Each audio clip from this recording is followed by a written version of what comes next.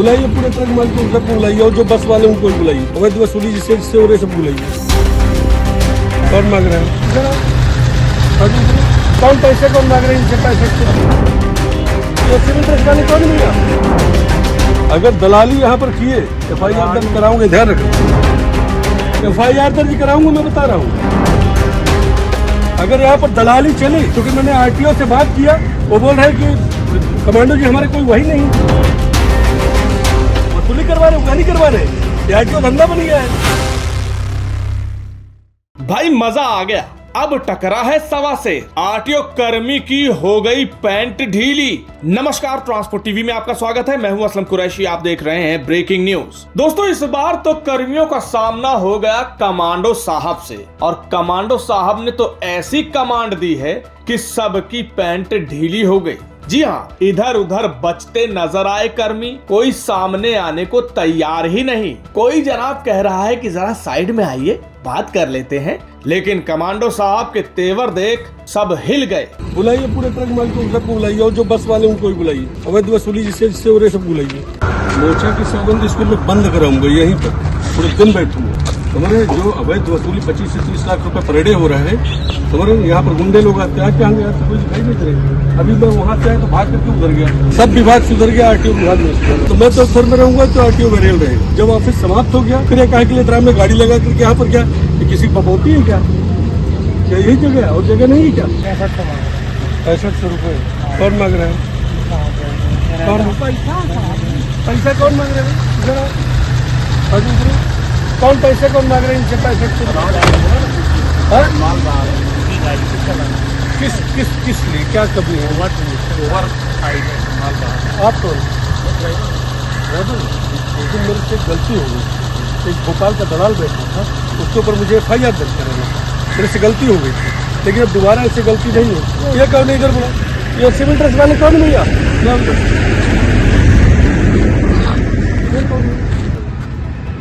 गाड़ी वाले यहीं पर लगा के रोकूंगा, ध्यान, ठीक है ना? गाड़ी वाले का फोटो लेगा, वीडियो। अगर दलाली यहाँ पर किए FIR दर्ज कराऊंगे, ध्यान रखना, नहीं तुम गाड़ी अभी रुकवा रहे थे, FIR दर्ज कराऊंगा, मैं बता रहा हूँ। अगर यहाँ पर दलाली चली, क्योंकि मैंने RTO से बात किया, वो बोल रहे हैं कि कमांडो जी हमारे कोई वही नहीं, फिर अगर यहाँ पर दलाली चलेगी तो FIR दर्ज कराऊंगा, बाकी कुछ नहीं करूंगा। देखा आपने किस तरह से इस भारी मूंछ वाले कमांडो साहब ने यहाँ पर इनकी लंका ही लगा डाली। जी हाँ, इनका नाम है कमांडो अरुण।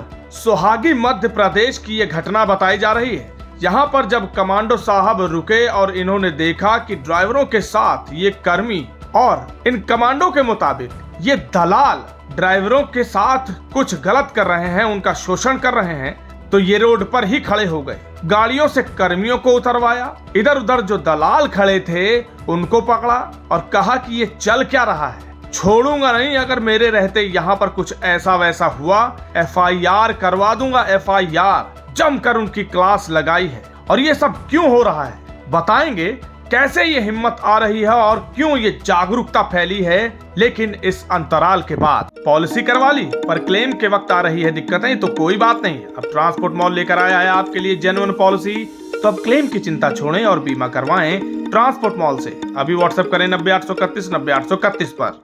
दोस्तों, तेवर तो आपने कमांडो साहब के देख ही लिए कि किस तरह से बचाने की कोशिश की जा रही है अपने आप को इनसे। एक साहब तो कह रहे हैं जरा साइड में आइए, अरे आइए तो सही। यानी कि उन्हें समझ में आ गया कि भैया अब तो लंका लग गई, अब कोई नहीं बचा सकता। इस तरीके का नहीं चले। मेरी बात सुनिए, मध्य प्रदेश में सुनिए, मध्य प्रदेश में नौकरी करना है, सिंपल सा फंडा है, ये सब बंद करिए, भ्रष्टाचार बिल्कुल। आप इधर आइए ना, पहले हमारी बात सुनिए। नहीं जान पर्चे सुनिए, जान पर्चे इनको क्यों रोक रखे हमको ये बताइए। छोड़िए, करेंगे तब जानेंगे ना कमी है कि नहीं। तो जांच करो ना, जांच मैं करूंगा क्या? जांच करिए, FIR दर्ज कराऊंगा, ध्यान करूंगा, FIR दर्ज कराऊंगा।